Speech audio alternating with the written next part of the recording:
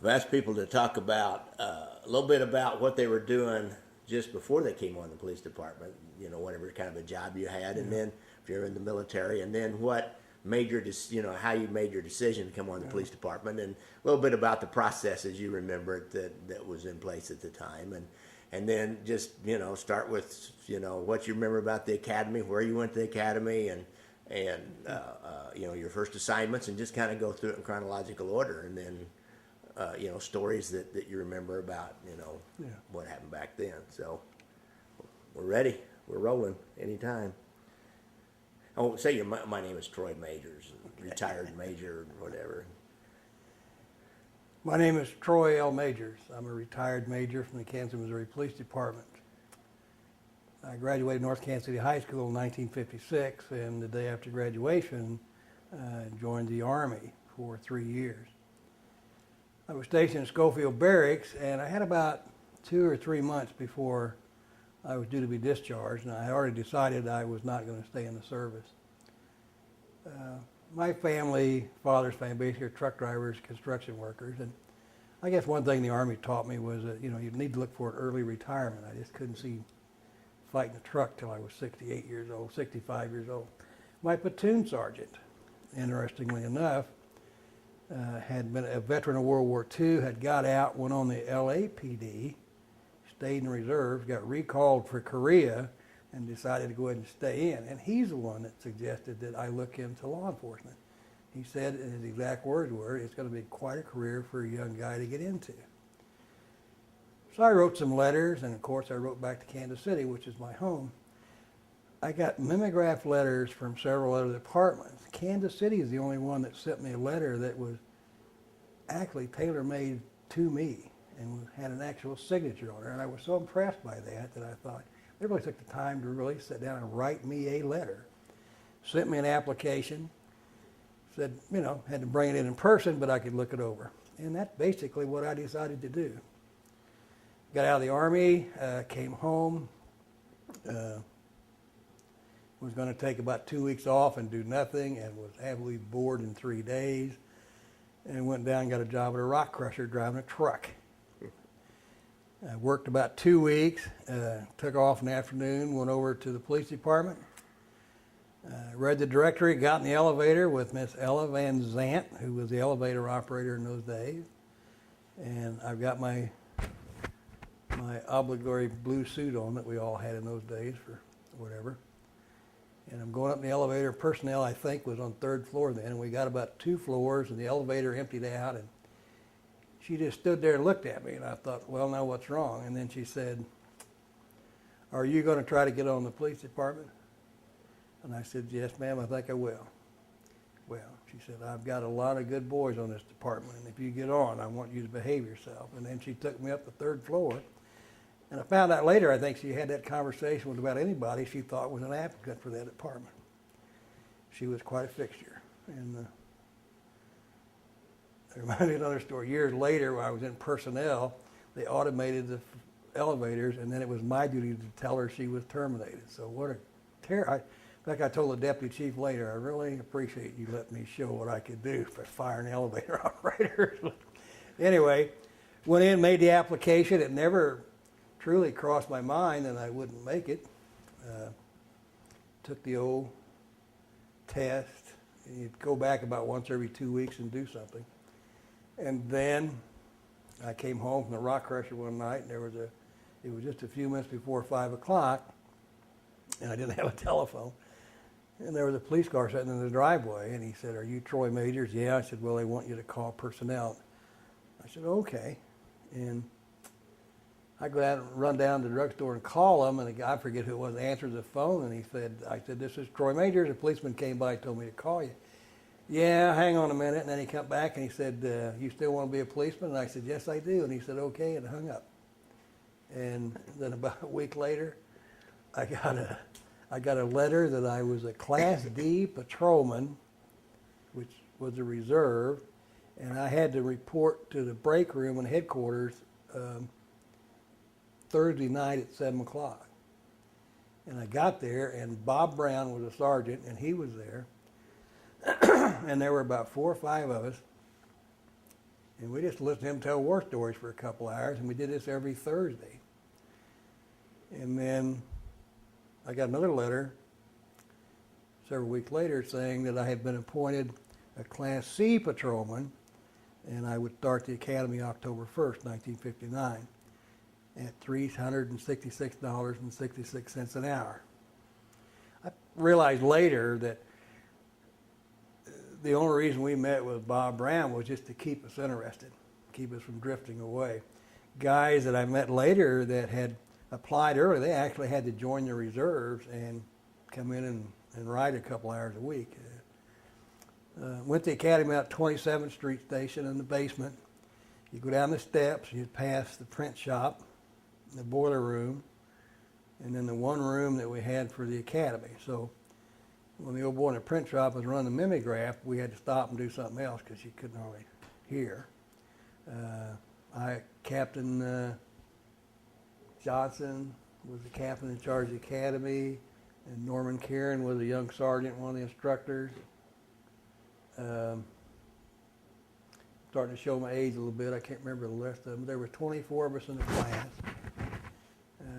You supplied your own khaki pants. Most all of us were right out of the military. In those days, had to draft, so you either joined or got drafted anyway. So, black shoes, socks, khaki pants. They gave us 5 uniform shirts were the military long sleeve poplin, and a black necktie. Whenever you touch that microphone, sorry. it just like, go ahead. So, and a black necktie, no collar brass, no ID, and that's what we wore. And the academy was 16 weeks. However, they only had one room, and there was a class came in right before us. So you'd go to class for 2 weeks, and then they'd send you out to ride as an observer for 2 weeks, or work in the jail, or work in records. Again, we had no ID or anything. So my first came on, spent 3 days signing papers, excuse me, and then started the class. Then they put me in the jail for 2 weeks, working 10 at night till 6 in the morning, which was my first true exposure to what we were going to be working with. I was just flabbergasted. I just couldn't believe the people that came through there. So in reality, then, the academy was actually 8 weeks of instruction, because you'd be in school 2 weeks, out in the field for 2 weeks. Go to the pistol range. We'd fire at the little bullseyes in January outside, which was a treat, trying to hit that bullseye, shaking so hard you couldn't stand up. Finally got our uniform down to Kansas City Custom Garment. Getting ready to graduate, we went down to the chief's office. That was Bernard Brannon. Had lunch with 1 or 2 of the commissioners. He said a few words. As you went out the door, Captain Johnson gave you your assignment in an envelope.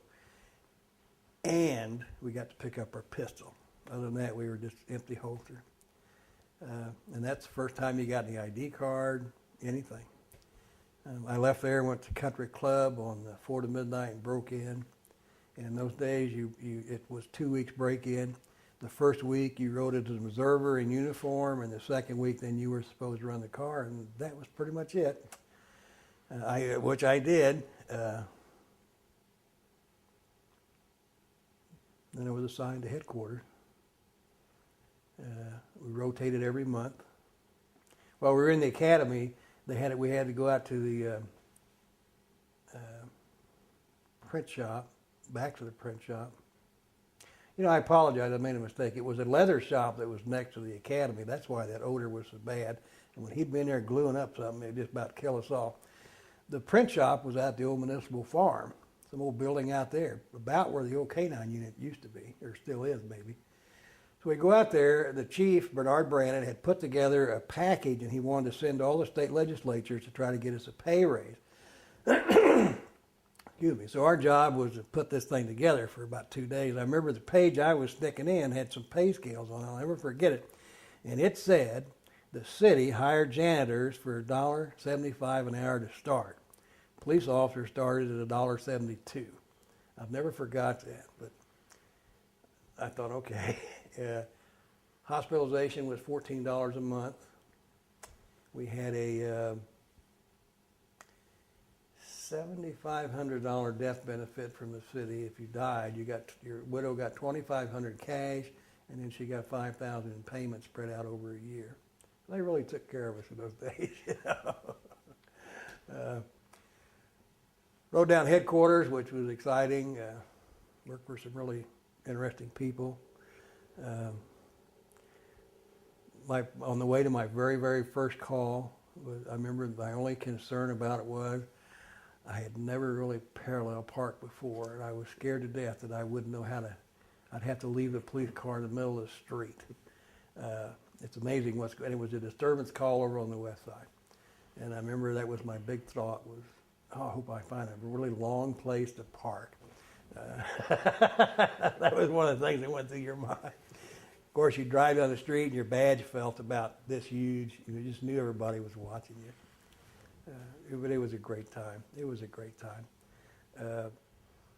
Disturbances, family disturbances. The only thing you had was disturbing the peace, one against the other.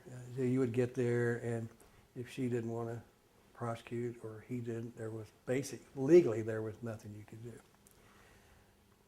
However, if we got there and he had abused her, physically abused her, and she didn't want to prosecute for disturbing the peace because they were scared of him, because they could have post a bond, come right back. We used to made out a little justice of our own to make sure he understands that hurts when somebody slaps you around. Totally illegal, probably then and by today's standard, but you know, I think we saved some women because very few do we have to go back because all she'd do is reach for her phone, he'd take off. They used to call us single parents to discipline their children. We really, truly were a part of that community. We took a lot of pride in knowing our districts. We didn't have walkie-talkies then, but so it wasn't anything unusual to get out with a dispatcher for a foot patrol and stroll the neighborhood, commercial areas, in and out, not overly concerned. And of course, people's attitude was a little different in those days too, but we enjoyed it. And What about West 12th Street? And you had that too, didn't you? yeah, I worked West 12th Street for a while. In fact, when I got out of the academy, I was assigned to 124, which was 12th to 23rd Main to State Line, and I'd lived there for a couple years over at 17th and Summit, so it was kind of nice. I knew some of the people. Unfortunately, some of them I went to school with, but I was working against at that time. Roscoe Reed was in my squad, and he later became a detective, a very, very good detective. He kind of helped break men on the street. I had the Folly Theater there at 12th Street, and 12th Street was just one little bar after another. They were all organized, I think, at the time, organized crime figures. So it was kind of interesting when you worked nights. And like I say, we rotated shifts every month. You'd go from days to midnight to 8 to 4 to midnight. So some of those days it got kind of short. You'd get off at 3 and have to be back at 4 and have to be back at midnight that night. But you saw a whole different population every time you changed shifts. That was kind of interesting. About a week or so before the end of the month, and we stood roll call. The whole watch would stand together. The desk sergeant would run the roll call. You'd line up in no really particular order. The sergeants would kind of stand to one side. In those days, he would do all the pickups, and you'd write them in your notebook. I don't know if we could do that today or not, but we do auto thefts, everything. You just write them in that notebook, and that's what you worked out of. And about a week or so before the end of the month, he would say, okay, on the days off book is for next month is open. Drop by and pick your days off. And you'd go up there and plead. And with 4 days off a month, what most of us would do, I think, would take 2 days at a time. So you'd work 2 weeks, take 2 days off, work 2 weeks. Some guys would work all month and take the last 4 and then the first 4 off, so they'd be gone 8 days. But that makes a long time to work. Over time, we wrote it down, but you never got it. It was just lost in time. But you'd go up there and you'd say, "Is there any weekends left?" I remember following the desk sergeant, Lonnie Kelly, following him up the steps at headquarters to his office, walking in there behind him. "What do you want?" there was any weekends off. He looked at the sheet and said, no, it's all full. And I thought, how can that be? I just walked up here behind you. I was down there 6 months before I got a Saturday or Sunday off. Like I say, we rode one-man cars. We were the first major department to do that. We never thought much about it because that's all we knew. I remember running into an officer from Omaha one evening. This time I was working 135, 23rd, 31st Main to Truce. He stopped me on Truce for directions, and then he was talking and identified himself, and then wanted to know where my partner was. And I said, we don't have partner. He said, oh my God, you ride by yourself even at night? And I said, well, yeah, what's wrong with that? Because we didn't know any better. It's like growing up without air conditioning. We didn't know it was hot until somebody started telling us about it years later. So anyway, after a couple of years, and I really can't give you a good reason why, I put a request in for transfer and ended up in traffic and was on the motorcycle squad. And in those days, there were 3 squads, 15 men each. So it was quite a sizable group. I rode the old Harley. Went down to drag strip off front with Jim Overton for about 4 days, and had a couple of motorcycles with everything stripped off of them, and he basically showed us how to ride. Then they brought our street wheels down, and then we followed him around town for 3 or 4 days. And that was it. You assigned your squad. I went with Bill Searier. And then for a couple days, you didn't want to ride. He didn't want you to write any tickets. Just drive around, get used to it. Then you just slowly worked your way into it. And I did that for about 7 years. Ended up teaching the motorcycle class. Made sergeant and took over my squad. When they formed the TAC unit, they used the motorcycle squad to fill up the vacancies created by the transfers of officers from patrol units into the TAC unit. So overnight we went from 3 sergeants, 3 corporals, total of 45 men. We went to 1 sergeant, 1 corporal, and a total of 15. There was a lot of gnashing of teeth over that one. A lot of hurt feelings. I have no idea how I ended up staying on a motorcycle squad, but I did that, and then Bill Searier was a sergeant. He basically would work a split shift to run both squads. He had a corporal in one squad, on both squads, I'm sorry. But most of the time we ended up working together anyway. Like we had to handle the ballparks and so forth. So we essentially worked evenings almost all the time. 1968, 1967, they announced the sergeant's examination. You had to go to I forget, 15-week, several week long leadership training program out of UMKC for a couple hours every Wednesday night. And you had to do this to qualify to take the sergeant's test. And it was, quite frankly, it was a big waste of time. I think in philosophy it was a good idea, but you'd go out there and some professor would get up and would talk about something we were absolutely, I guess maybe it was our ego, I don't know, totally uninterested in, paid no attention to. And they basically would just get up there and hand out material for an hour or 2 hours. No examination, but you had to go through this thing. The sergeant's test we took, there must have been 15 resource books you were supposed to review and study. We go out, we take it, it's all multiple choice. A lot of locations, where is General Hospital, where is the Power and Light building. They had 2 pictures, or a picture taken behind a bar in a local tavern, and apparently had been a burglary because the safe was open. And you had like 2 minutes to study this thing, and then they picked them up, and then you had about 10 questions, What kind of vending machine was visible, what season of the year, because you could see Christmas decorations. That was it. So you go through this thing, scored, you got your score. I come in one day, and somebody said, "Where's so-and-so?" And they said, "He's down going through the oral interview for sergeant." And I'm thinking, wait a minute, I scored 10 points more than him. Why? I didn't hear about this. Well, in those days, the district captains were the oral board, And they basically would go down and interview the guys they wanted to promote, and that was it.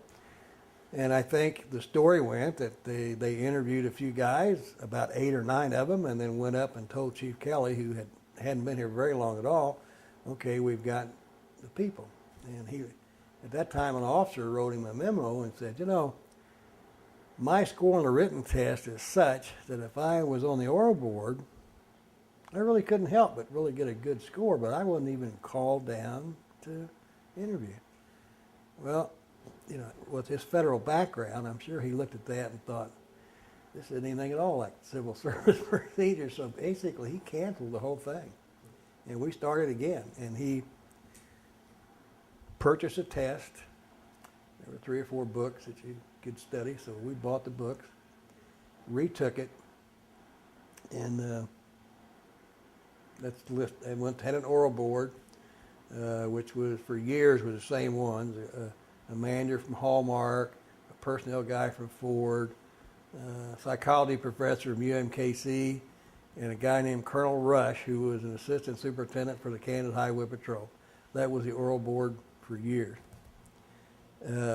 Went to that and come up on the list. And Joyner, Bill Mulder, Kiter, Lord knows, tons of, anyway, they made like 27 sergeants, and guess where I was on that list? I think I was like 26th or something. So we made sergeant in 1968.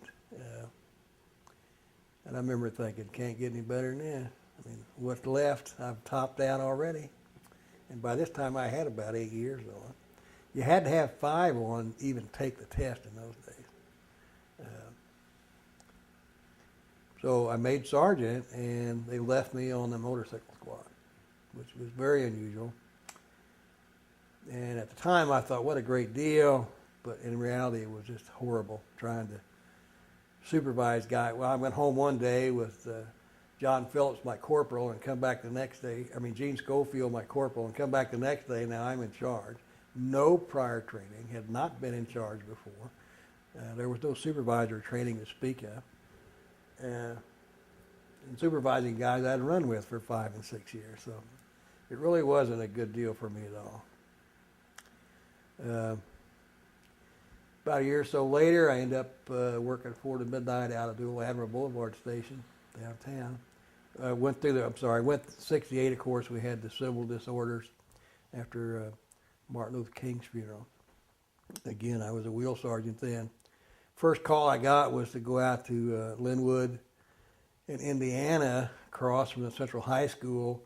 They had set up a command post out there. What had happened, as I understand it, some high schools, Kansas City, Kansas had closed their schools for the funeral.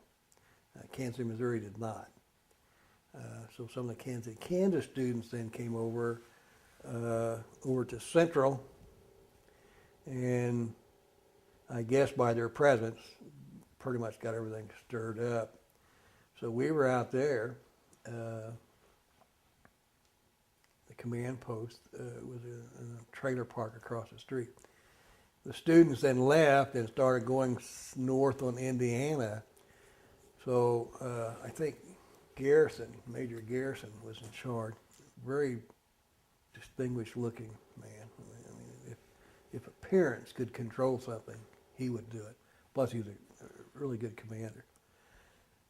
So he had the motorcycle squads. We were shadowing this group as they went north in Indiana, but the police department was really not taking any action. With the news coverage and so forth, as the group went north, it got larger then with non-students, with adults and what have you. Finally got down to Truman Road in Paseo.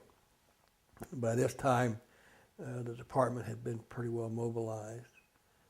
We had put up a line across the intersection and had the crowd pretty much contained on the south side of Truman Road in the Paseo medium there.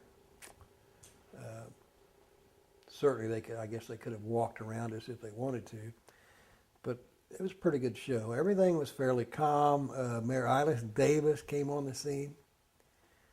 I was always amazed at how these group like this, somehow or other, we have self-appointed leaders or spokesmen that suddenly emerge and for somehow or other capture the media attention, capture the officials' attention, and suddenly become the leader of this group.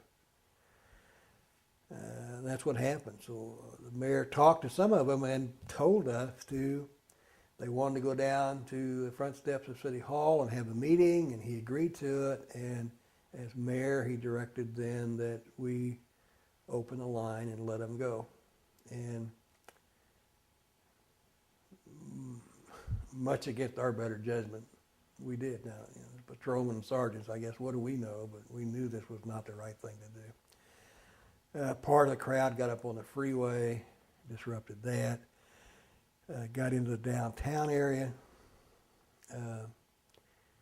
began to vandalize and commit some offenses down there. The motorcycle squad, by this time, we had drawn tear gas at the command post in Indiana, and we've used tear gas to move the crowd out of, or the band, I won't even call them a crowd, the bands of hooligans out of the downtown area.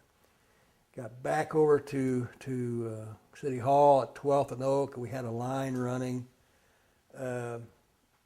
northwest to southeast, anchored on the county courthouse, coming across toward the Argyle building. By this time, Highway Patrol had arrived.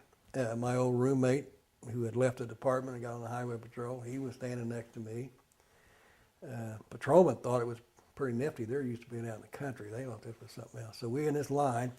They were having some sort of meeting on City Hall, and there was a good sizable crowd. Somebody threw pop bottles at the police line. Did not hit us. In fact, it landed about 10 feet in front of us. And when about the time the second pop bottle hit, then you could see the tear gas canisters going back. There was a wind to the east at about 4 or 5 miles an hour. I guess from a tactical situation, it was perfect because when one threw the grenade, several threw them. And they popped, and the wind would just carry it right into that crowd, and that dispersed them. And it was dispersed at a speed the cloud has pretty much kept up with them.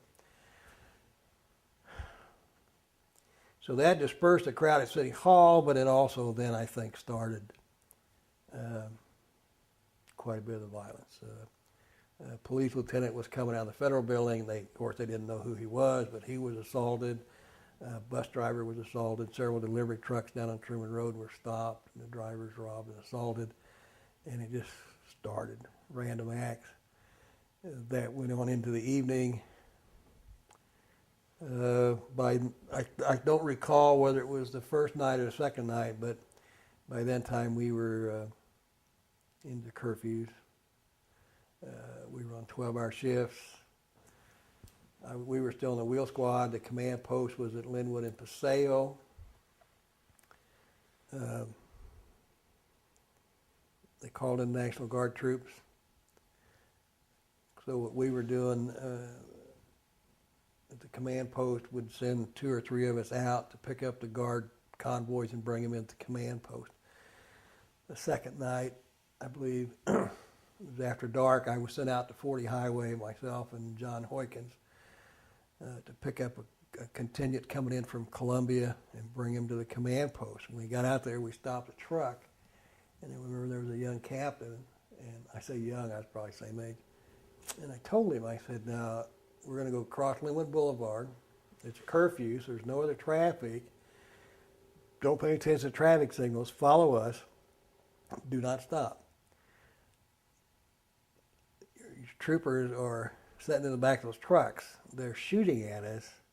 I would suggest that those guys sat on the floorboard. Well, he thought I was really overflowing and really, he could take care of that. I said, all right. So we started. We got about Linwood and Benton, and you could hear the shots, and you could hear them pew, pew, pew, pew, pew, going past us. So I remember we pulled into Linwood and Paseo, and those guys looked like sardines laying on the bottom of those trucks. That's when I told our lieutenant, Bud Mulkey, that I think we were done with the motorcycles. It was time to put them away. So we did. And then they put us in the cars. And that's what we did for the next 6 days. I thought the officers, for the most part, really handled themselves well. There's a lot of stress. There were a lot of things that came out of that. You know, we found out, we being, I think, the police profession, that an officer can run about 6 12-hour days, high stress, okay, but then he's got to have a day off, because then he starts making mistakes. He starts kind of losing himself a little bit. So they figured out about 6 days in high stress, 12-hour day. That's about the best you could handle. We had nothing other than shotguns and those old police pistols. So if you wanted to bring a rifle or shotgun from home, you could. So it did look kind of weird at roll call, these guys with goose guns and Lord knows what all. We had one officer that had a fatal heart attack and passed away during the riot, but that was it. I think there were probably 8 civilian casualties. National Guard, we were really impressed with them. Kids did a good job. They didn't know what was going on, so they would pair us up. And Chief Kelly had said, we will not give away a portion of the city, as L.A. did and Detroit. You know, they actually closed it off and just let the people in there take care of it. He said, you know, we're not going to do that. So the district officers, the officers not assigned to riot or civil disorder, they continued to man the district cars and made calls as usual. You'd have a district officer and maybe 2 or 3 guardsmen sitting in the car, and he would make the call, and they would get out and set up a little secured perimeter. But Kelly said, we are not going to do this. There are people in that community that deserve our service, and they're going to get it. And we never did. We never did. About the time it was over, we were told that the city had authorized overtime pay. First time. I made $250. I thought, whew, my goodness. Anyway, it was a long haul, but it just seemed like you would go to the district station and then get on the city bus, and they would bring you to the command post, of course, to keep the cars away. So I was living out south, so I was supposed to be working midnight to noon. So of course I'd leave my house at 9:30 to get to old 63rd Street station and get on the bus and wait through all that stuff, get down to command post. They had it in the auditorium and go in there, and they'd fiddle around and finally getting around to having a roll call and make your assignments. Like you may be in a line beat car. I mean, a couple nights I was in a Jeep with 3 National Guardsmen running Paseo Boulevard, Antelope Boulevard to 23rd, just up and down. Well, then it come time to get off at noon. You couldn't come in until they called you. Well, it'd be 3 and 4 o'clock sometimes before they'd get around to getting you in. So I remember it just seemed like for a week I was constantly standing in front of a mirror shaving, getting ready to go to work. That was over, and things kind of settled back to normal a little bit in terms of what we were doing.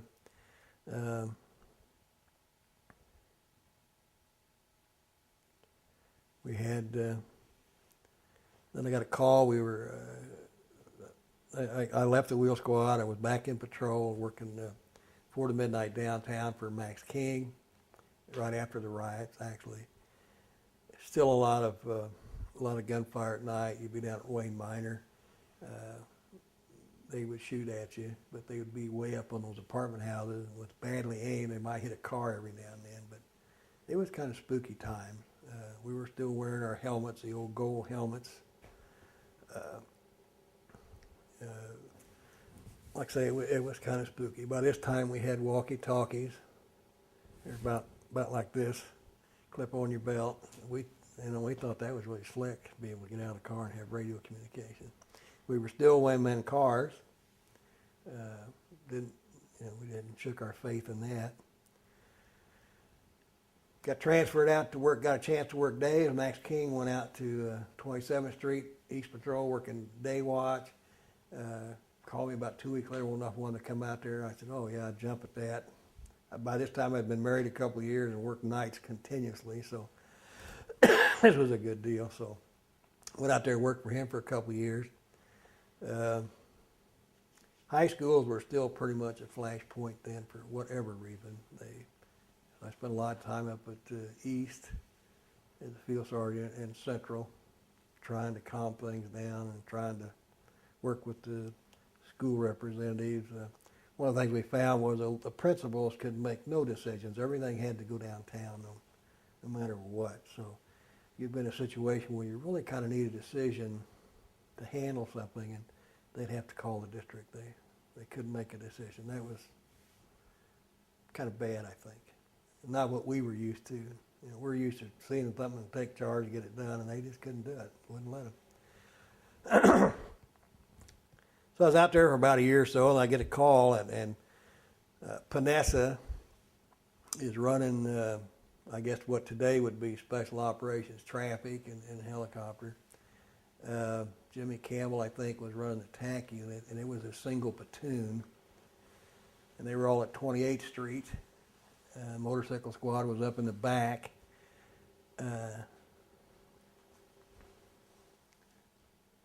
Fleming, tall, skinny guy, called him Twiggy, but never to his face. He was running a police reserve unit. There's about 75 of them, police reserve. So anyway, I go over there one day. I get a call to go see Captain Panessa about something.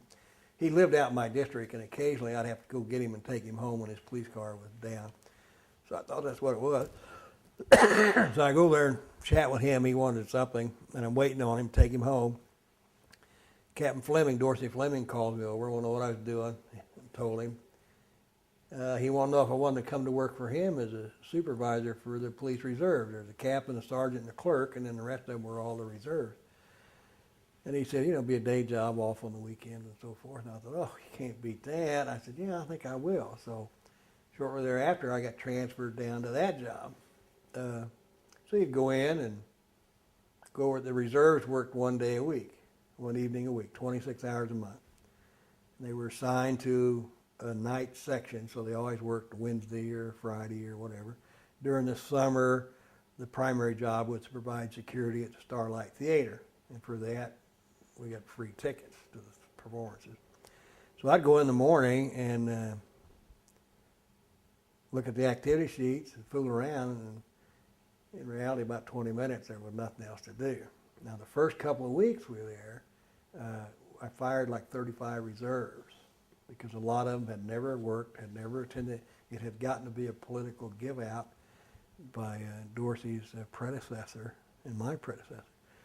So one thing he did do, we went through it, and if they weren't working reserves, then I went around and picked up badges and guns, and a lot of car dealers and bar owners and stuff.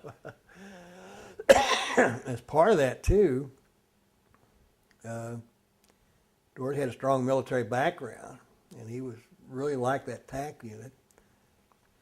And him and Campbell Panessa were old friends, and we ended up writing a lot of the procedures for the TAC unit. And a lot of it, you just made up as you went along because nobody knew what we were doing. Neither did any other department. So you just kind of think, well, that sounds good. We'll try that. Excuse me. I don't know where it came from, but I think Dorsey had a hand in it, and that's that old scout car that they've just recently found and refurbished. He pulled that up someplace, and Dorsey and I ended up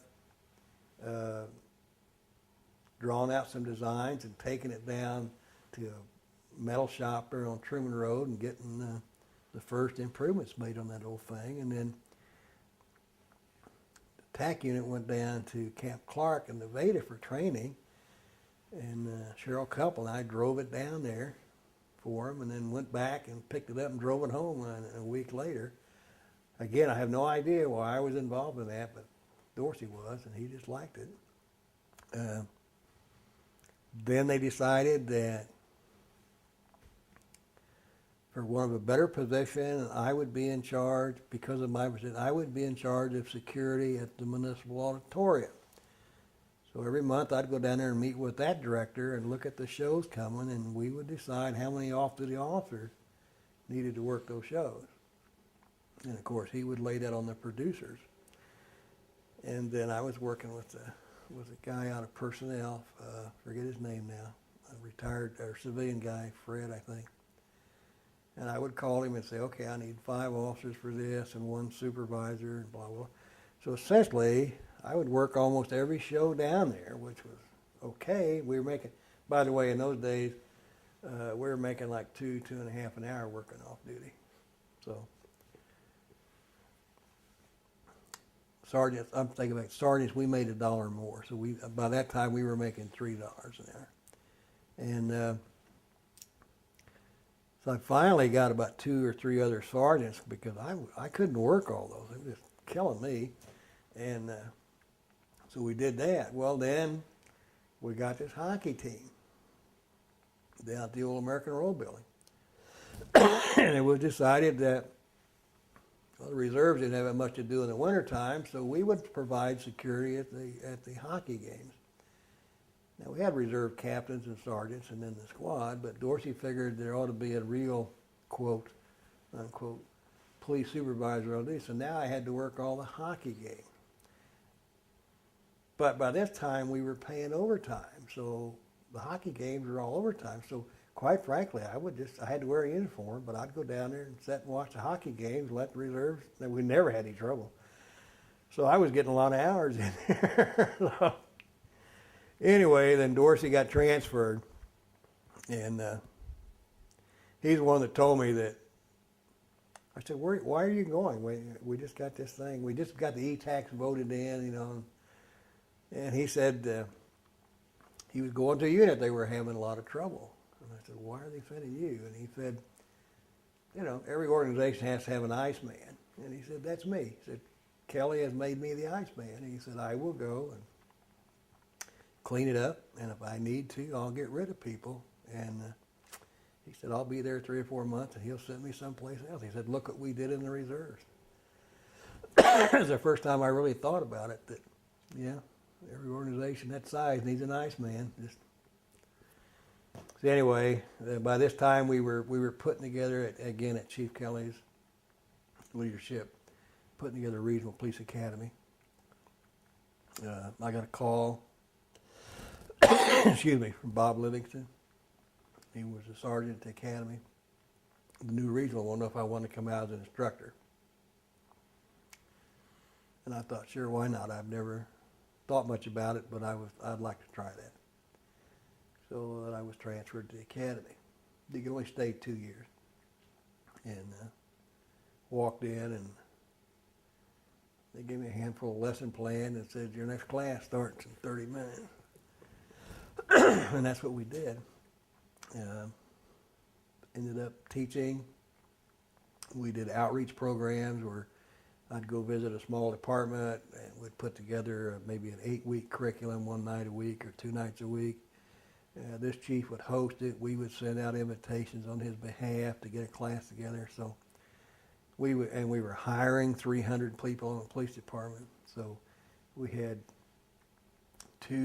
up to 120 recruits, entrant officers on the property at one time. And again, it was regional, so they were from all over. We would have about maybe 3 different classes going at the same time, and they were broken down into platoons. So about 20 guys, 30 guys to a class, and you'd have 3 of those in one group. So we'd have up to 120. We were running these a reserve class on Monday, Wednesdays, and Saturdays, evenings, and then all day Saturday. And then we were doing our outreach programs, and it was a heavy load. After I'd been there a while, there was Mickey Bartow, Vic Calderitz, Bill Sullivan, Jim Lindell had hired him as the instructor. A guy named Fox came in to set up the regional lab.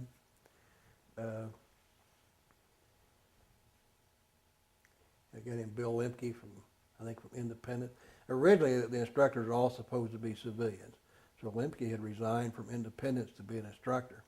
And then shortly thereafter, he went to Secret Service. That never came to pass, but that's what it was supposed to be. In Kansas City, we were just going out there to kind of get it started while they brought in the civilians instructors, and then we would be phased out. A guy named John Coleman was a retired lieutenant from California, was our director.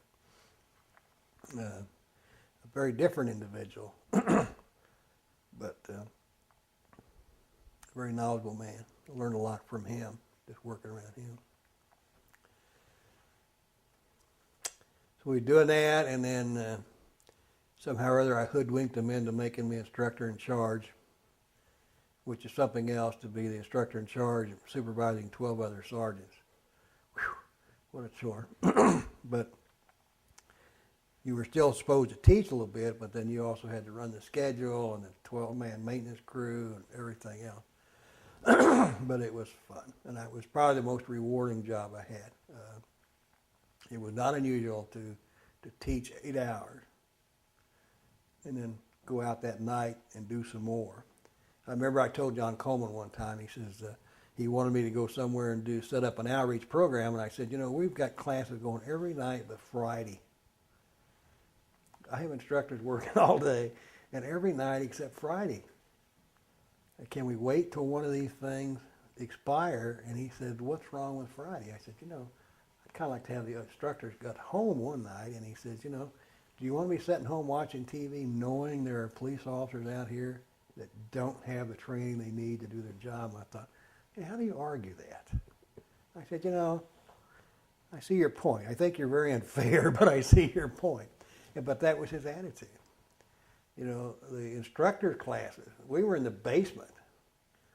No heat, freezing to death. And I said, can we spend some money down here?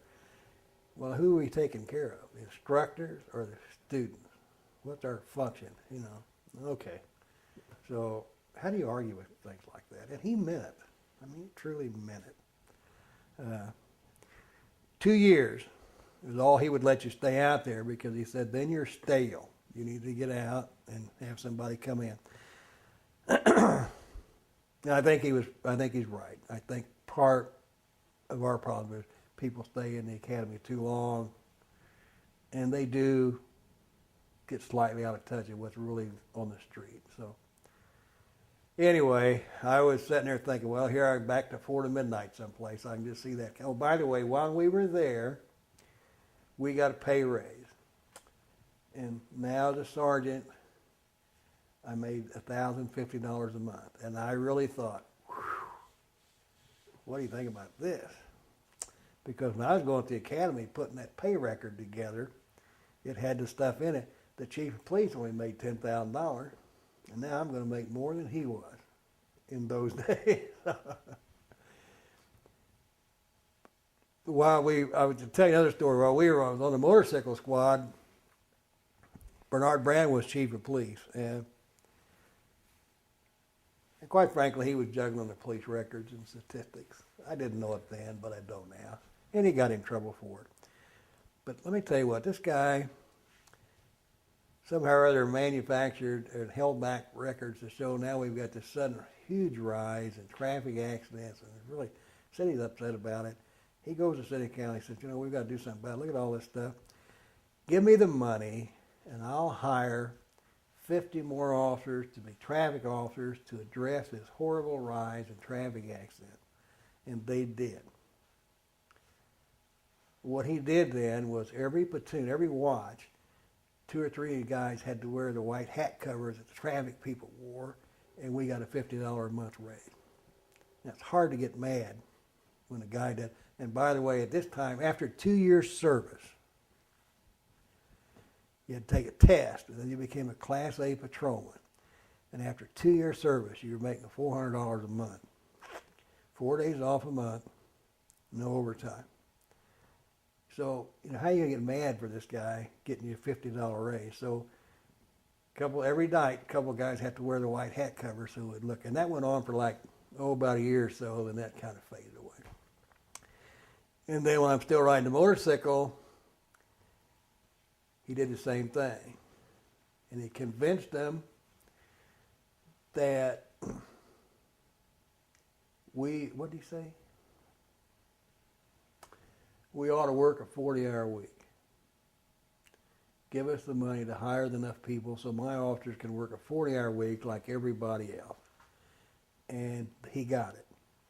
So he come out and he said, you can't do that. I'm going to give you 2 more days a month off. You're going to get 6 days a month off, and I'm going to give you a $50 pay raise. And we thought, wow, is this guy doing it. And we were just excited. We couldn't believe it. 6 days a month. What are we going to do with 6 days a month? And again, this was still where you weren't assigned days off. You'd get them from your sergeant. By the way, if you worked an office job, then you had to work Saturdays or Sundays someplace to make up for that.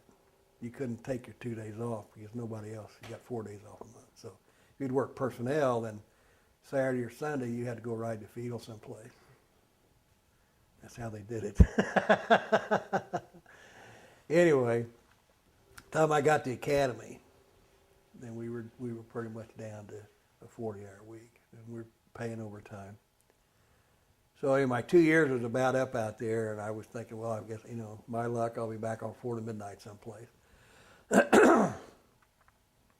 the time we get a call from Gaylord Mayor, his captain in charge of personnel, wanted to know when I would be downtown. I said, I'll be down later. I can go down about once a day to do the mail run and whatever. So I go by see him, and he wanted to know that he had three sections. He had employment, which was handled by a sergeant, and research and standards, which was supervised by a sergeant, and then payroll and records, which a guy named Kendall King took care of. He wanted to know if I could come to work for him in personnel as a sergeant. And quite frankly, I jumped at it because that's day watch, weekends off. But I said, it'll be a while because John Coleman got approval from Chief Kelly last year for us to carry over vacation because he wouldn't let us take it. I said, I've got a month of vacation to take. So I transferred to personnel the 1st of September, but didn't report for work until I think about mid-month of October because I had to burn all that time up. So I go down, and now I'm going to run the employment section for the police department. We hired everybody, civilians, reserves, law enforcement. Fortunately, I went in there just about the time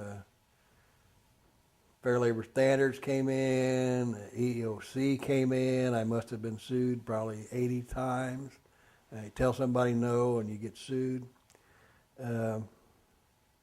Everything was under attack, from the way our applications looked to the initial interviews to I remember you get a letter, you'd get a statement from one of the federal agencies, and they wanted to, you go back 5 years, and I want to know every applicant who applied, every applicant was turned down with a specific reason why, with a copy of the application, and you would just do boxes and boxes of material that you'd ship off to some department in Washington or another. Rarely would you hear anything back, but it was just constant going on. We were really trying hard to increase our minority representation, which we still are. In '67, before I was there, of course, is when they hired the first females. They were going to go through the academy, and they wore the little military wave hat and so forth. They hired 7. They were all college people, with the exception of Rosie, who was a department employee at the time. The plan was, again, as we were told in the field, they would go through the academy, and then they would be assigned to Youth and Women's Unit, Juvenile Bureau. And they were about halfway through the class when apparently an officer wrote to the chief and said, I've been trying for 3 years to get transferred to juvenile. How come they get to go right there? Aren't they policemen or not? They're police officers. So that's when he come back and said, the guys were right. Cancel that. They go to the field like everybody else. And that's what he did. Oh, big debates about women doing this and riding at night. And the police wives were upset about it. It's kind of interesting looking back at that now. I mean, look at our police commanders, the female commanders now. Well, we just knew they couldn't do that. So anyway, I go down to personnel. I'm working through there.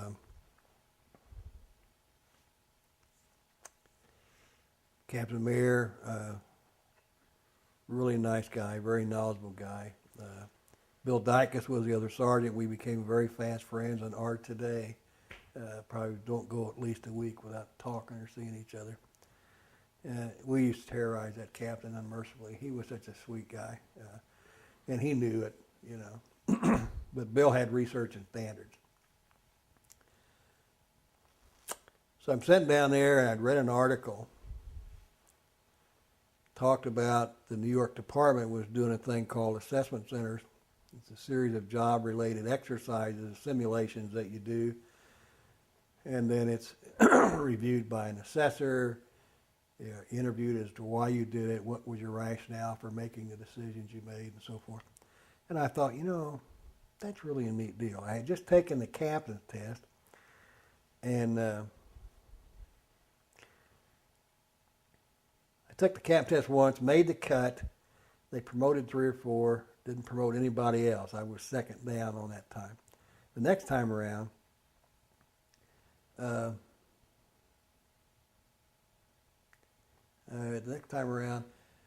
made the cut and did a horrible job in the oral board with the same group I told you about, and was so far down nothing happened.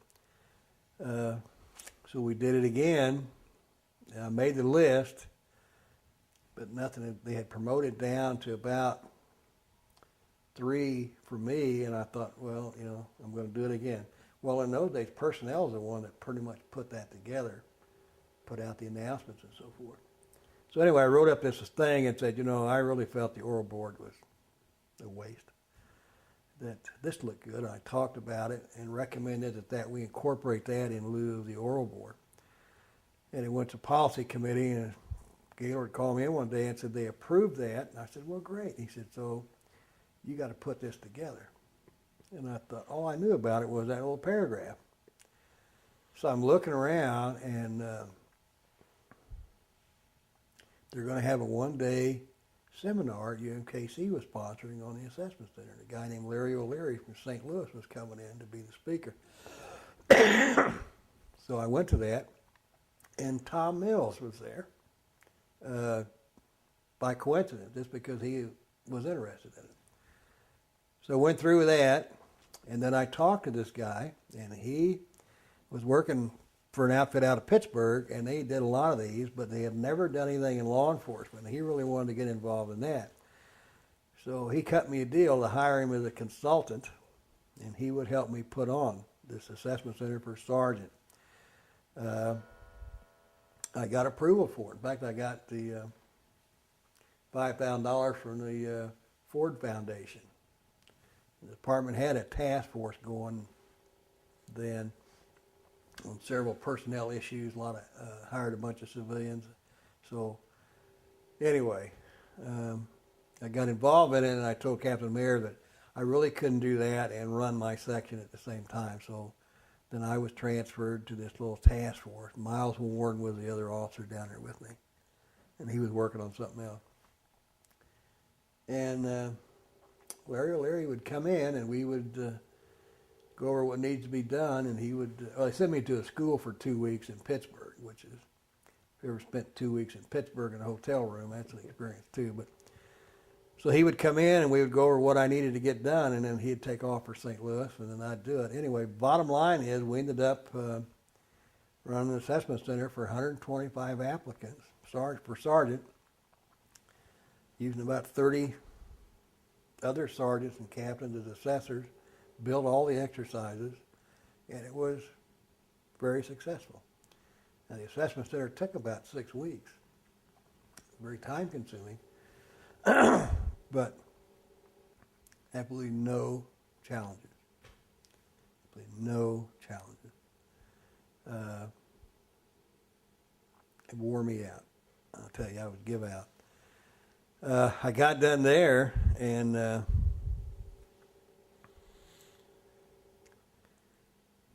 we're down to 2 minutes. Why don't I just change the tape? Okay. You probably could use a drink of water, maybe. Yes. You've been talking steady. By 29. Yeah. Floyd would drive to my house. He was in planning and research, and then ride in with me, and I had to go pick up a couple people. But we're going home one night, and I'm on that captain's list. He said, where are you on that list? And I said, I'm about 3 down. He said, I don't think they're going to make any more. And I said, you know, Floyd, I'm going to make you walk home. You run my day like that. But Every now and then I would remind him, Floyd, guess who they made? Okay, you ready? Yeah. All right, we were at kind of the end of the first assessment center that we ever had. I didn't know you were responsible for that. Oh yeah, I took full credit for that. Although they were better than the old system. Oh yeah. Unless you got in with the right people, then. That's true. I really felt that the assessment center really gave you an opportunity to show what you could do. So I spent a lot of time. Actually, if you think about it, when I was at the academy, I started that situational training because I just felt that's better than just telling them about it. So I'll take credit for that too. So we did that and got that started up. And that was kind of like an assessment center, basically. And I guess maybe that's what kind of keyed me when I read that thing about the New York Police Department. Now, they were doing it to measure managerial potential. The problem with that assessment center was it was not a numerical score. The characteristics you were measuring, you would use like a 1 to 5 scale, with 5 being the really best, about how much leadership he showed in this exercise or whatever. My problem was I had to come up with and at the end of the program there would be a little write-up about your performance, and then it would say your managerial potential appears to be average or above average or unfast, whatever. Well, that wasn't good enough for us. I had to come up with a numerical score, and that score had to be able to be folded into a portion of the written score to get everything on a 100 scale. So I started work on the program, and I remember I told Larry, this is what I have to be able to do, and he said, you can't do it. Assessment centers are not done that way. I said, well, I'm not going to tell the chief no, because that's the way it's got to be done. So we started the process of getting the dimensions, selected the dimensions or characteristics, leadership, motivation, judgment, problem analysis, those kind of things.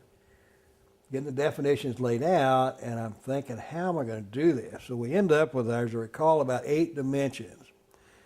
We had 3 or 4 exercises, an in-basket, group discussion, and some sort of analytical exercise, if I recall. And I think maybe there was one more. So I'm fooling around. I'm trying to work this thing out. So you take a written examination, and say, I'll make it up. 75% of that score was going to go to the assessment center, and 25% of that score was added to get it on 100. And math is not my strong suit. And I fussed with that, and I fussed with that, and I couldn't get it. And I sat at the house one night, and it was just like you read about. I'm sitting there, and I'm doing something, and it suddenly went, hell, that's how that works. Now I got it. So I developed a method to do 2 things. All characteristics are not the same. One of them is more important than the other.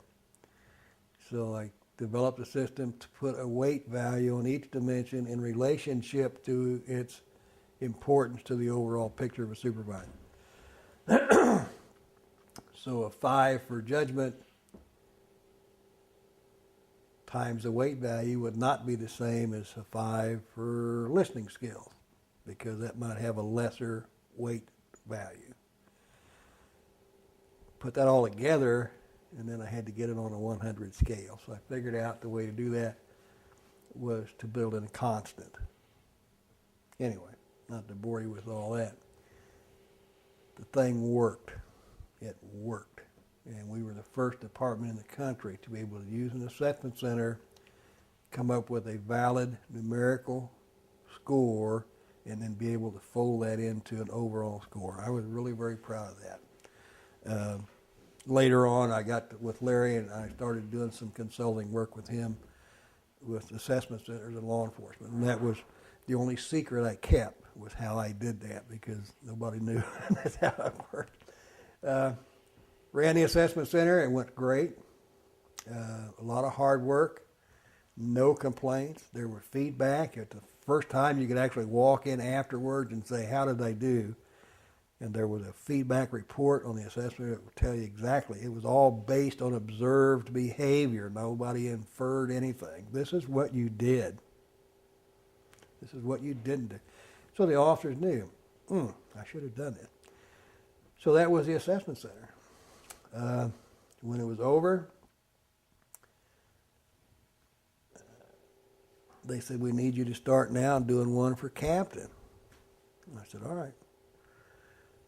So quite frankly, I just sat on my hands for about a week, and then I went up to see Marvin Van Kirk, who was my major, and said, I need to know, am I going to be a candidate? Because if I am, I can't very well work on it. That wouldn't be fair. Well, where are you? And I said, I'm number 3. There's Charlie Key, Joe Chambers, and me. And that was about 10 o'clock that morning, and at 1 o'clock that afternoon, the 3 of us were promoted to captain. Charlie Key was in planning and research. Joe, I forget where Joe was. By the time I was an 8 or 9 year sergeant, and I had topped the pay scale, and then you could get 5% quote merit unquote raises if you were at the top of the pay scale. Well, I was there. When I got promoted to captain, I think all but 4 of the captains got pay raises because I was going to be making more money than they were. It was pretty outrageous. That's how it happened. So I got promoted to captain. This is about the time McNamara came, wasn't it? He was a chief, yeah. He was, okay. What do you remember about that? That was a he was a very, they brought him in, and they went outside for the chief, which was okay. Ilis Davis, a guy named Heinen was raising hell about it. He was not a serious contender, but I don't know how he got involved in the thing. But he was contending that McNamara did not qualify for chief because he hadn't been a commander that long. And by calendar he had, but he had been on so many leaves of absence to go to, because he had his PhD, on leaves of absence to go to school that actually on the job he didn't have the tenure as a commanding officer. And I remember Ilis Davis came out in the newspaper and said, well, he was a sergeant for quite a while, and everybody knows in New York the sergeant is the same as a captain here. Well, that really hacked everybody off, because quite frankly, New York never really showed us a whole lot. They have a good PR department, and that's about it. So anyway, he came in. Just about time he got here, one of our officers had shot and killed a burglar suspect who, unfortunately, turned out to be 16 years old, and he was an Afro-American. So, of course, the press, the youth was shot. Well, they don't tell you the youth was bigger than the officer, and as I recall, had threatened him with a screwdriver. Anyway, and in those days, the officer was legit shooting. Colonel Swift, Leroy Swift, somehow or other convinced McNamara he needed to go to that kid's funeral. That really was a second strike again. The first one was not his. This one was. I don't know. As a chief, I don't know why he did that, but he did, and that really put him down. He made some statements to the press that one of the things he was going to do was, of course, was going to root out corruption. And that may be what every commissioner in New York says. But, I was here for a long time, and we had policemen that were thieves, no doubt about it. Very embarrassing situations, a couple of them were thieves. We've had policemen that, were too brutal. But I don't recall any of them that's actually been on payoffs like you realize in New York where they, and that didn't fit well. That he would make public statements about issues that had not even been discussed in the department. We were running the Captain's Assessment Center. Bob Jenkins was a captain and read in the paper that his unit had been disbanded. He wasn't even told about it. He had no idea where to go when we finished out there. He he just never gave the department the credit it deserved. And of course, the department's very unforgiving if you get on the bad side, so they didn't give him anything. He's going home from a party and I guess run a car off the road and tore up some tires. Sent his aide down to the garage and got the guy some tires, and then that came to light. Well, then it was the aide's fault. He didn't tell him to do that. He would make statements, and then the prying and research had to work to find the statistics to back him up. Personally, I get on the elevator with him one day, and it's just he and I'm in uniform. I was working in personnel. I forget why I was in uniform. I spoke to him. Good morning, Chief. And he looked at me and turned his back to me and faced the wall. And I thought, 2 months later, I get a call to go to his office for something. And it may have been one of these EOC suits or something. But anyway, I go up there. I'm supposed to be there at 1 o'clock with all this material. And Gaylord Mayer was on vacation. And I worked and got all this stuff together. And at 1 o'clock, I'm sitting there in his office. And at 1:30, he comes out in his tennis clothes and says, I'll be gone for the day. Never acknowledged me, nothing. And I remember his secretary looked at me and went, I remember I told Gaylord Mayer the next day when he come back, I told him, I said, I'm going to tell you right now, I'll never speak to that man again. I mean, that's just nothing but absolute rudeness. And he did that repeatedly to people. So I didn't think much of him, and neither did the department. I remember, and he was a little short guy anyway, but I remember Norm Cairn says, he said, I just know when that plane was circling the airfield, taking Mac out of here, he was standing on the seat looking out there hollering, I know they're stealing, but I just can't catch the bastards, And he went out to San Jose, I guess. So anyway, he wasn't well thought of. Oh, he had a PR guy, public relations man, I think his name was Redmond. He was a civilian that was hired.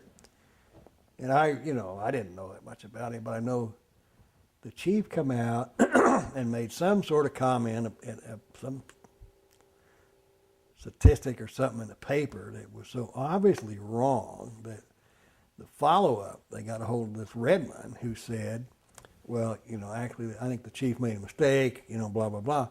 And he fired him in the next issue of the paper.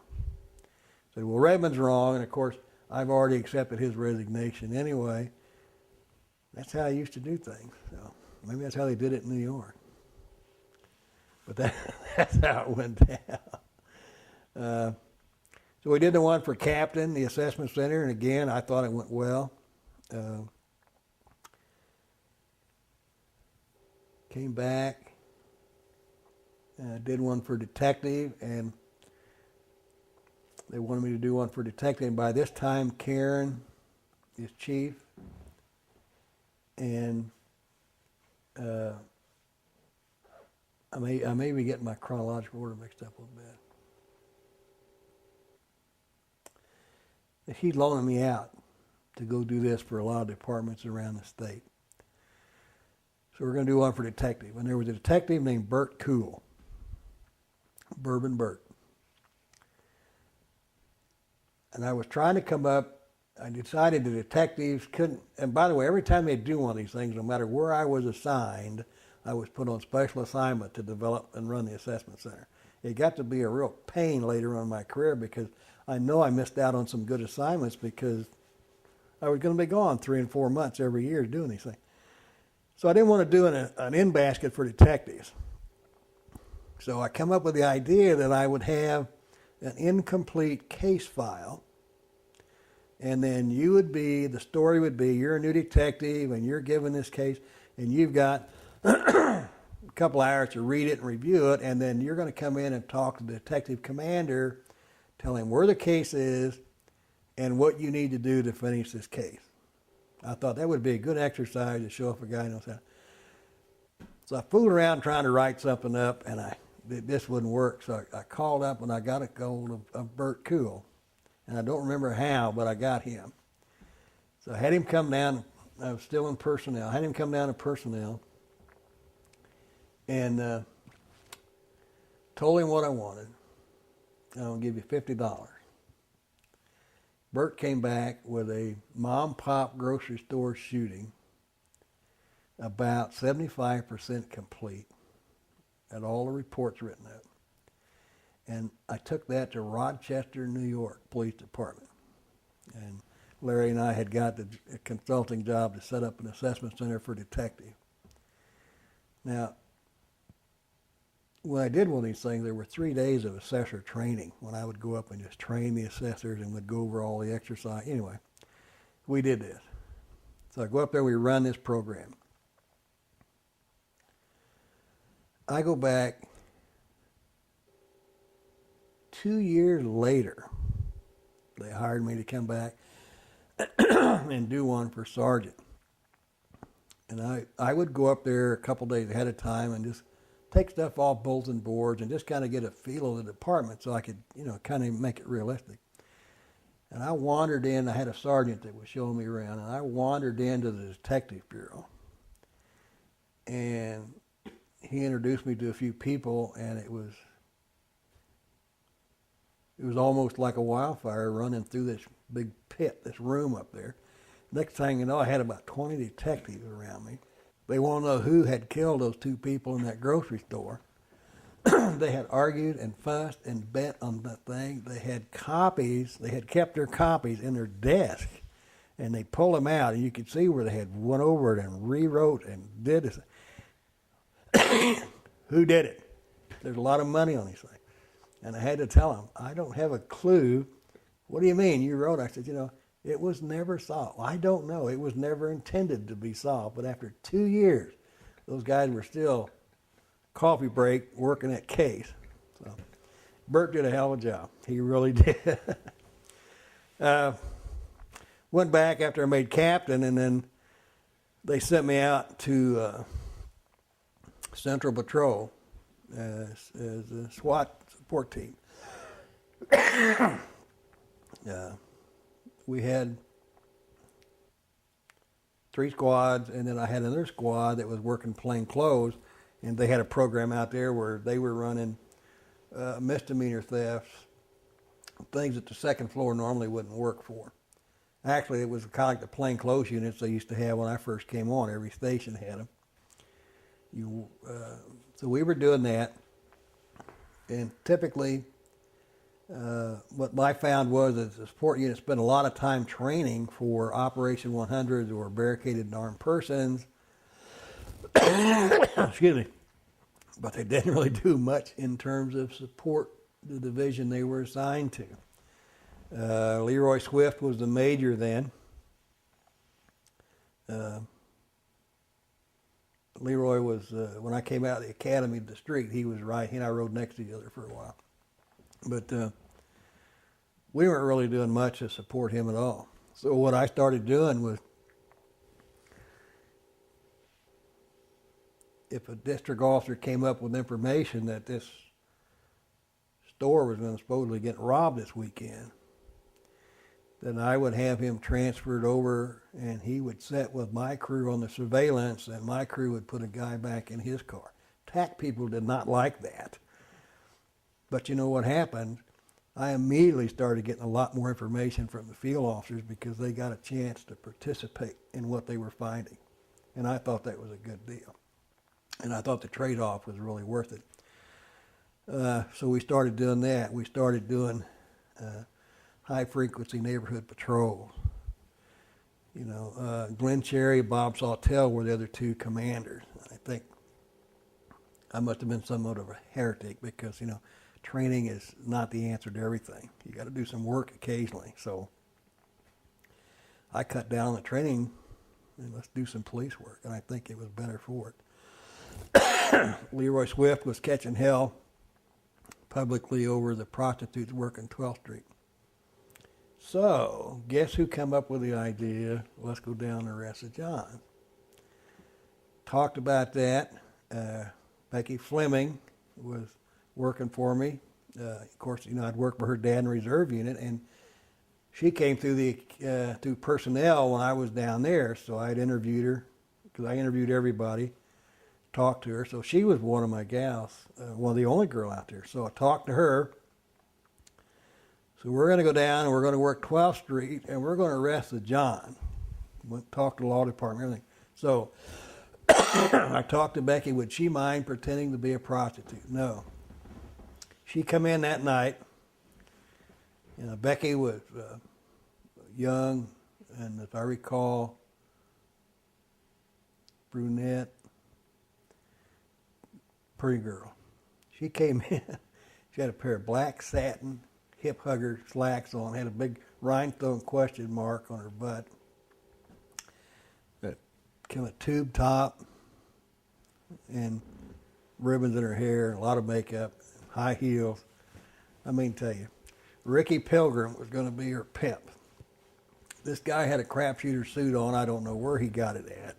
The Big Apple hat. I mean, just right out of Guys and Dolls. Billy Trollope and I and the rest of the squads were going to be dispersed out along the park there.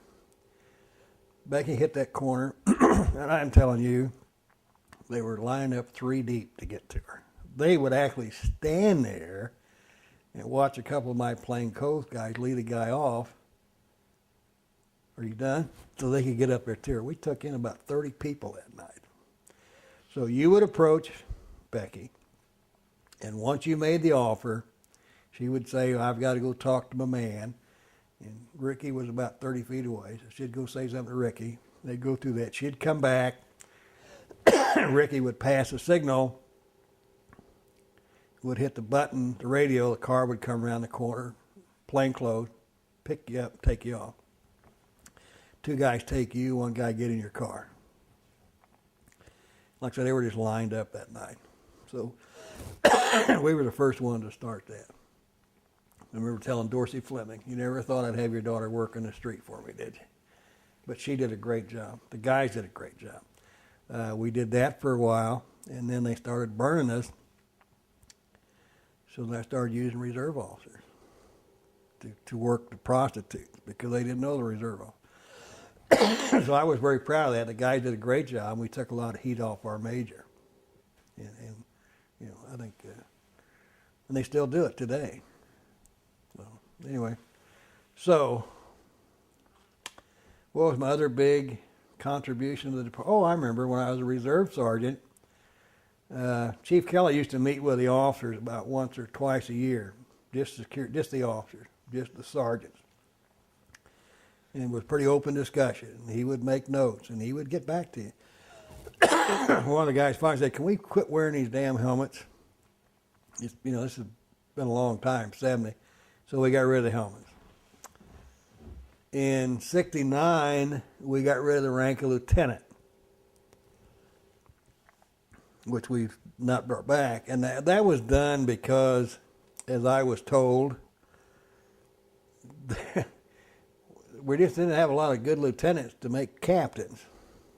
And rather than promote somebody that couldn't do it, let's say get rid of it, we'll make them all captains because captains can work for a captain, but a captain can't work for a lieutenant. And so the chief thought, make them all captains and I can juggle them around a bit. Well, the commanding officers wore that gold strap on their hat. So I'm sitting out that reserve unit one day, and I wrote up a recommendation that to improve visibility and to locate a supervisor quickly, the sergeants ought to wear that coal braid. And Kelly signed off on it. So that was one of my big contributions to the police department. Colonel Kiter said his big contribution was, when he made colonel, he got rid of the little toilet paper squares in the bathroom and made them put in toilet paper rolls. So between the 2 of us, we thought we made a real impact on the police department during our career. And I don't think either one of us got a citation for that. Worked a support unit.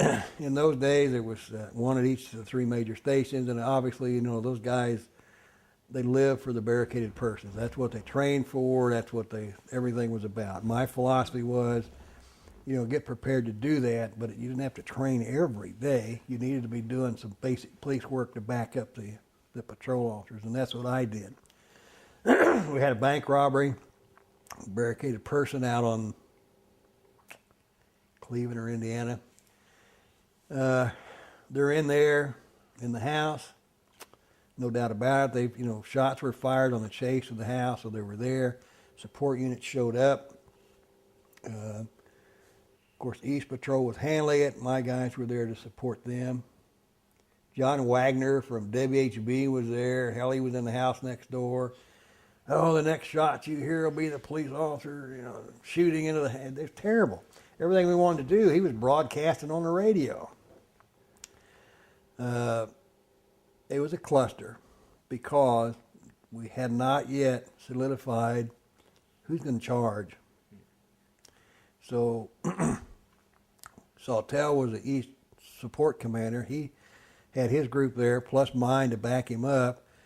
Had the detective commanders there in another house, and they're on the phone to the suspects, and it was a cluster. And eventually they gave up, but I don't know why, because it wasn't because we knew what we were doing. But that's when we come back, and then the three commanders, we sat down and said, we've got to get this certified, or not certified, we've got this resolved over who's in charge when these things happen. So that's what we wrote up, and finally came out, okay, you got it. Because it was terrible. We were lucky nobody got hurt. It was a police officer's son was involved in it, which was bad on itself. But, you had people driving up and getting out of the car. It was terrible.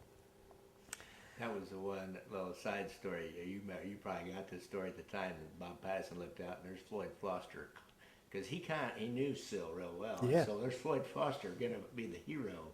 And crawling up next to the house by himself. Yeah. Somehow Patterson got him pulled back. I'll tell you what, we had some guys that just Floyd Foster and I went to 4th and 5th grade together. And I'm riding Admiral Boulevard or headquarters station, and here comes the recruits out to ride there 2 weeks, and there's Floyd. And they put him with me. And that was the longest damn 2 weeks I ever spent. And then I go to personnel as a sergeant, and he's one of my applicant process. I had two processors, one for civilian, one for. He's one of my processors. Bless his heart, he passed away early, I think, from cancer. He left the department to be a bounty hunter. He's quite a guy. Get this done. I get a call one day, and to go down to Bryce Thompson's office. Bryce Thompson was one of the lieutenant colonels. There were 4 or 5 of them. We didn't have a deputy chief or an assistant chief, but Bryce was kind of the de facto assistant chief. He was kind of a grand old man, and very perceptive, had a handle on about everything. And then Jim Newman, he was one of the colonels. He was a self-taught computer guy. He's the one that actually brought the computer programs into the police department, and was well known for that, but he was all self-taught. But anyway, I get a call out of Bryce Thompson's office, and by this time, Van Kirk is a colonel, and he's running operations, and the support teams, although we were supposed to be assigned to the district, we pretty much reported directly to him. It was different. I get a call, I go down there, and I go into Bryce's office, and there's Van Kirk, there's his aide, or Norman Cairn, who was a major in charge of that services division. And Bryce says, come December 1st, and this was like middle of November, you're going to be transferred down, you're going to take over the personnel division. Well, I'd only been out in support unit for like 6-8 months. And I said, oh, Colonel, I really appreciate that, but I think I like support, I think I'll just stay there. And I remember Bryce looked at me, and he took his glasses off, and he said, now, Captain, let's do this one more time. First of the month, you're going, okay. Okay. So I go through that, and I go back out and I go down to Van Kirk's office and I told him what happened and I said, can't you do anything about it? And he said, no. The chief told me that was going to happen and that was the end of that. I said, well, damn. So I go down there and now I'm the captain in charge of personnel and and it was a good job, don't get me wrong, but anyway, I talked to, I go up to see Norman Cairn, who's my division CO, and he said something about, well, I guess you didn't really want to be there. No. And he said, why? I said, well, first of all, I kind of like operations. Secondly, and this sounds terrible, but I said, Gaylord's been down there 7 years. He went in as a captain, and he's going out as a captain. And I said, I'd kind of like to think I had an opportunity to do a little bit more. And he said, well, I'll tell you what, you do 2 years for me. And he said, then I'll put you wherever you want to go if I can handle it. And I said, it sounds good to me. So that's what I did. And I enjoyed working for Norman Cairn. And I enjoyed personnel. I didn't think you would, but it's very interesting. A lot of things going on. We had a police sergeant that resigned, but he came home one day, and this is what he told me, and his wife says, I'm going to Phoenix, with or without you. And this is when I was a sergeant, and I was out at East Patrol getting some material for an assessment center, and Dorsey Fleming was a commander. He calls me in, he says, the sergeant is going to leave, resign, blah, blah, blah. And he told me about it. I said, don't do that. Why don't you put in a request for a 6-8 month leave of absence, compassionate leave. I said, the major will sign off on it, and I said, I'll send it to me. I'll get Gaylord to sign off on it. I said, that way you can come back if you change your mind. And he wouldn't do it. He insisted on resigning. So about the time I go back to personnel as a captain,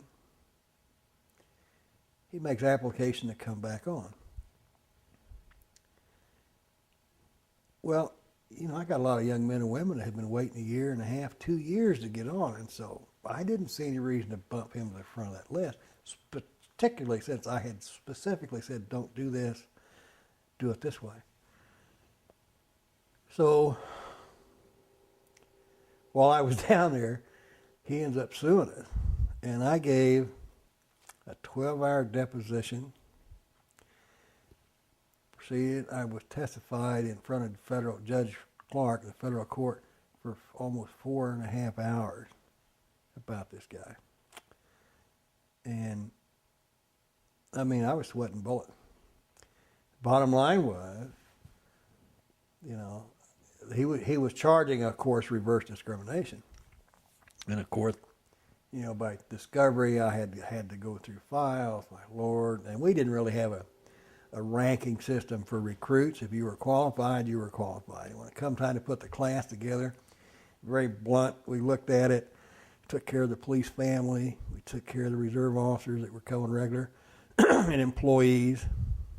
And then the rest of them is pretty much date of application.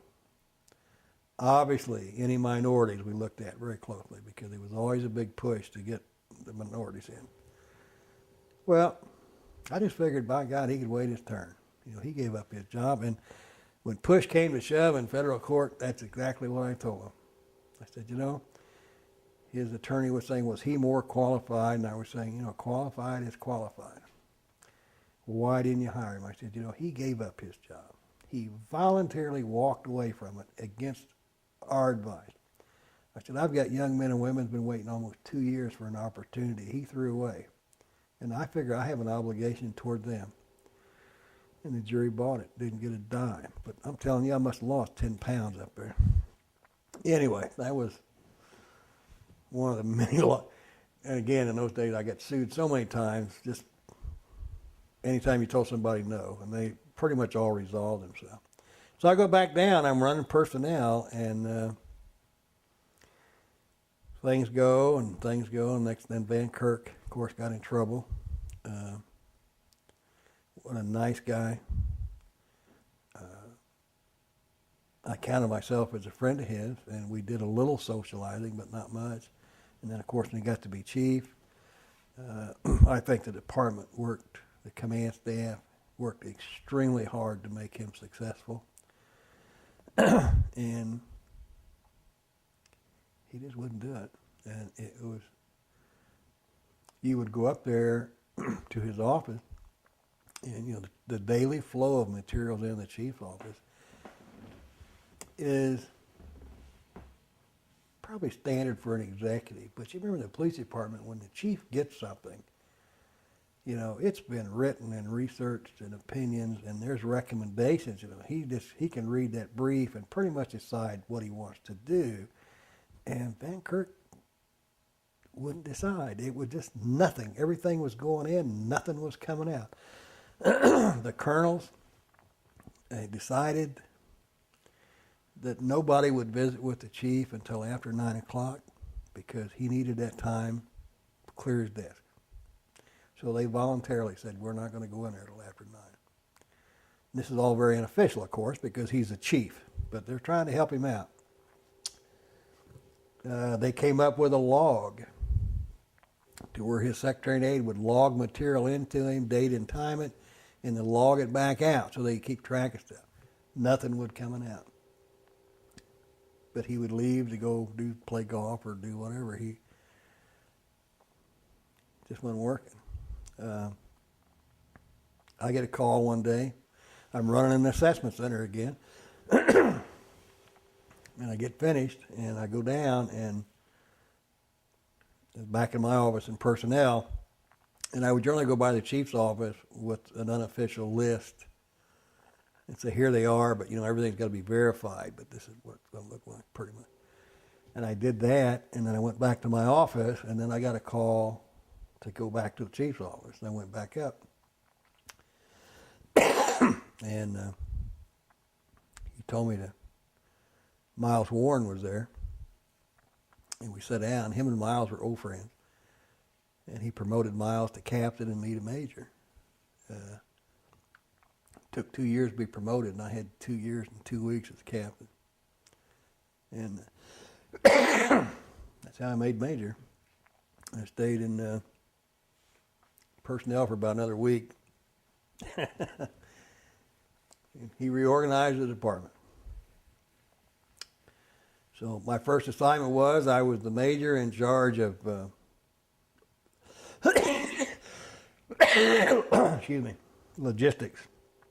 And my office was a corner of the boardroom there on the 5th floor. Not the one they've got now. It was just a desk against the wall with a phone. And I thought, what the hell is logistics commander? Well, I had the garage and the custodians. And I thought, oh, this is going to be a thrilling job. Then the chief's aide came around and gave me another letter. Now I was going to be executive officer to the technical support division commander. So I wandered down the hall, and I found, and that was Leroy Swift. He had made colonel. And I said, okay, what have we got? And he said, computers, and I don't know what else. And I said, well, what am I supposed to do? He said, I think you're my exec, but I'm not really sure. And while we were standing there talking, here come the aide, and I got another letter. Now I'm going to be the Special Operations Division commander. And I said, the hell is that? Well, that's traffic and helicopter and AIU. And where are they? Well, we didn't know yet. And before I could leave, they gave me another letter, and now I am the executive officer to the Administration Bureau, and that's Colonel Kiter. So I found him, and he was standing in his office with his hat in his hand. And I said, he said, is that your desk? And he said, I don't know. I've been transferred about 4 times in the last 20 minutes. And I said, well, I beat you by 1. Anyway, that's where we ended up. So I ended up being Kiter's exec in administration. And that's what I did for a couple of years, which is interesting. And again, I had to go out and do them damned assessment centers every month, every year. Did a lot. Well, I'm sitting there one day, and we're processing the recruit through to get fired on probation. And we're processing only because personnel has to write the final letters and stuff. And that was one of our subordinate units. And I'm really dangerous when I stop and start thinking about things. And I thought, this doesn't really sound right. I mean, this guy is out there. You get out of the academy now, it's 6 months long, and then the break-in period is, like almost six months. And in the bottom line, I sat down, I got to writing, and I ended up writing up the probationary officer review panel process. I just thought there needs to be a more objective look at these guys rather than just one officer, training officer. So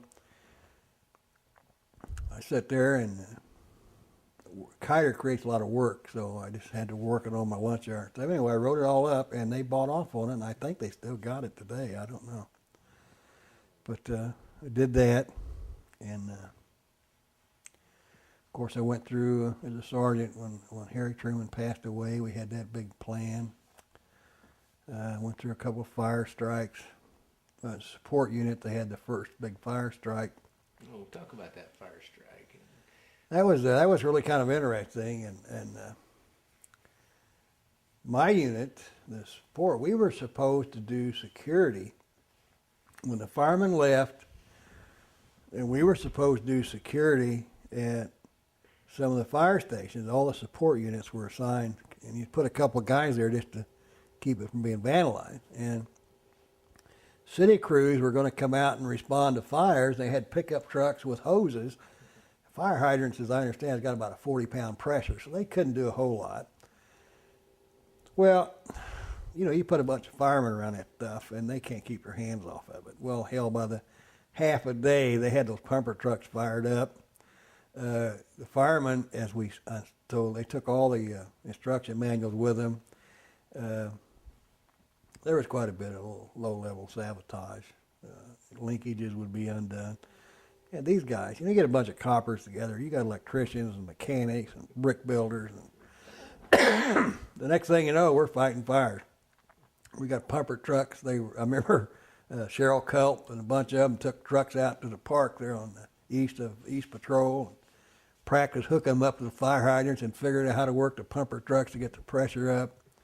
And by God, they started fighting fires. So the only rule I made was they couldn't go in the buildings because we didn't have any kind of equipment. So talked to Kiter because he was our commander in the field. Excuse me. And okay, he got approval. So we started fighting fires, and I don't know that we saved a lot, but we were trying to do something. And I remember one of the newsreels showed the pumper truck pulling up out in Benton Boulevard, and the door opened, and those guys had figured out how to float off those decals, and so now instead of Kansas City Fire Department, it's the Kansas City Police Department. Oh, that really hacked them on. Gladstone, public safety, were the only surrounding department that would come to our aid. It was Gladstone. And Richards Gebauer. They showed up on a couple. So those two guys, we were pretty proud of those people. So we fought fires for a week. I was very, very, very proud of those guys. In fact, Norm Caron made a statement at some speech about, they didn't do it because of him. They did it because it was right.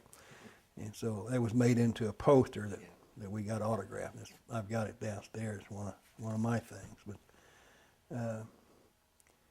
that was something else. I remember we're out on South, Indiana, something like that, and house is burning, a little one-story bungalow, and it's already coming through the chimney. And we pull up and get the hose out, and we're putting water on it and truly trying to save the houses around it. And you look back, and I've got 6 guys there on that truck. And you look back, and next minute, and you got 35 people helping hold the hose. And then I got an officer in front saying, okay, listen, we're going to take the hose, and we're going to move it over to here. And then everybody would move. I tell you, it was just great. And then Richards Gebauer truck showed up, and they had the gear to actually get in.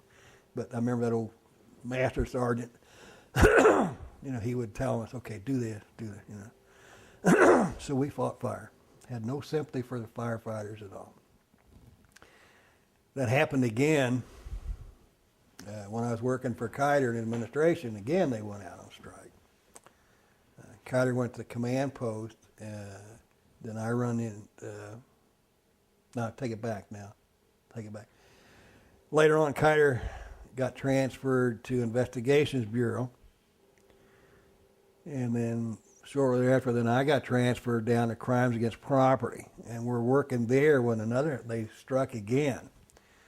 And Kiter was sent to the command post to work down there, and then I assumed command of the Investigations Bureau. So we've been through a couple of them together. To this day, I find no excuse for a public safety person to walk off their job. Before that, there had been another one when I was on the wheel squad where they didn't walk off the job, but the relief crews did not come in. So the same crew stayed there, and they were there 3 or 4 days. And in that time, they had us out at the fire station, just kind of hanging around. We didn't do any firefighting.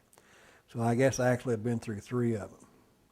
But after the first one, the second one, the relationship between the police and fire was really, really strained. Really, really strained. And then on top of that, in '68, fire department wouldn't do anything for us. We fight fires, not people, is what the Republic reported to us that. So it really strained the relationship. The police officer, fantastic job, fantastic. I don't think we've had we never had a situation where an officer held back because of fear. If anything, you had to hold him back for fear that he would be injured, trying to do more than would be expected of him. And I think that's probably still true today, that these guys take their commitment very seriously. I know we did. I worked crimes against property. Did that for a couple of years. That was interesting. I enjoyed that.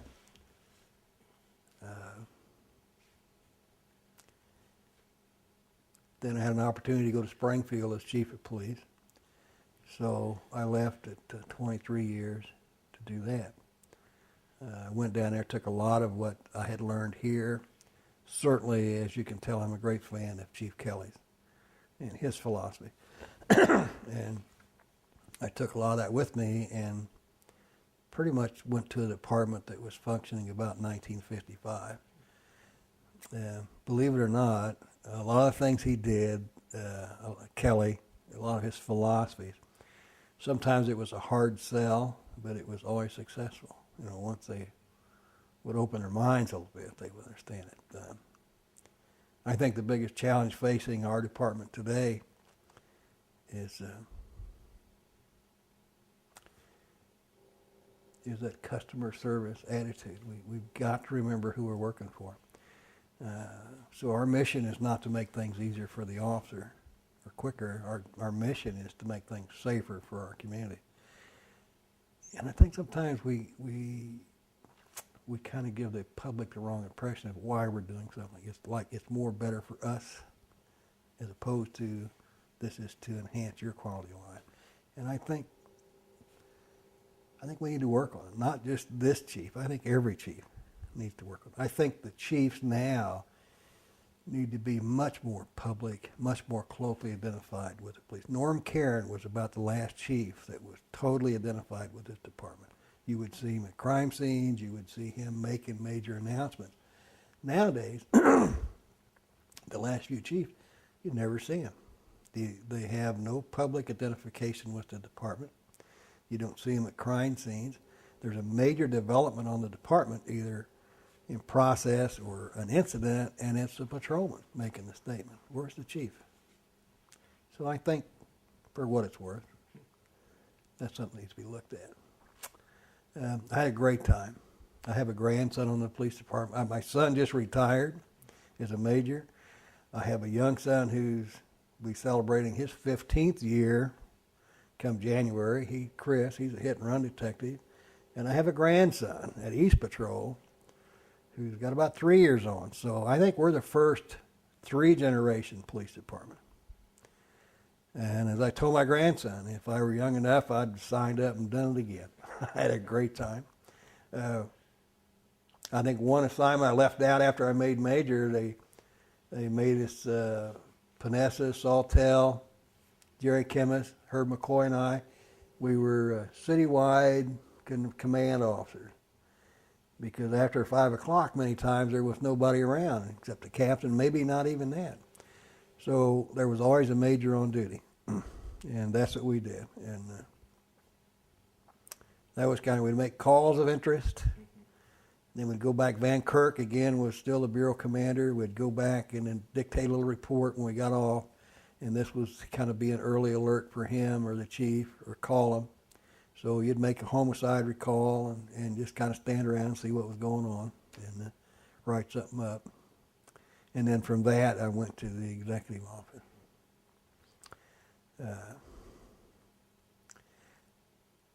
We had a different style in the early days. You'd get at work 4 to midnight, and you'd have to, you'd pull in the lot downtown or the district section. You had to wait in the car until you got relieved. So you're always sweating out that late call, hoping it wouldn't get a call before the new crew got out there. And you were absolutely not supposed to wait. Well, in the summertime, you work 4 to midnight. You'd have to call the cars in because it was too exciting. They wouldn't come in. They want to stay out and work a while. So no overtime, no even thought about it. But it was fun. We just loved it. It was just cops and robbers every day, and you got a little bit of money for it. It was hilarious.